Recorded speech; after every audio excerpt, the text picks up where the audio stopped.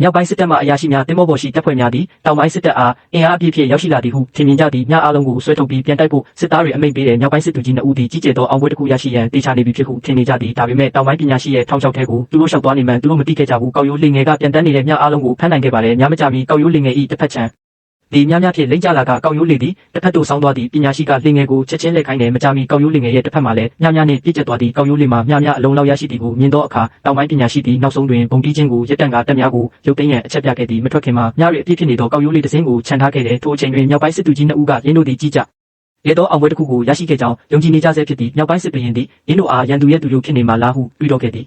သို့သောထိုအချိန်တွင်စစ်ဘရင်သည်ရင်းတို့2ဦးလုံးကိုချက်ချင်းတတိပေးခဲ့သည်များ၏အပြည့်ဖြစ်နေသောကောက်ရိုးလေးကိုမြင်သောအခါရင်းတို့2ဦးသည်ရန်သူသူရှုများဖြစ်နိုင်သည်ကိုသူသဘောပေါက်ခဲ့သည်မြောက်ပိုင်းစစ်ဘရင်ဟာတေရန်ပေးသူကိုချက်ချင်းတပ်ဖို့အမိန့်ပေးတယ်သို့သောစစ်ဘရင်သည်တစုံတစ်ခုမှယွင်းနေကြောင်းလင်းမြန်စွာသဘောပေါက်ခဲ့သည်လှည့်ကြည့်လိုက်တော့ကိုမြတ်သူ2ယောက်ကသူတို့ကိုတေရန်ပေးပြီးသည်ကိုတာမြင်လိုက်ရတဲ့စစ်ဘရင်သည်ယခုအတော်လေးစိတ်ဆိုးသွားခဲ့သည်သူစစ်တပ်သည်ကုန်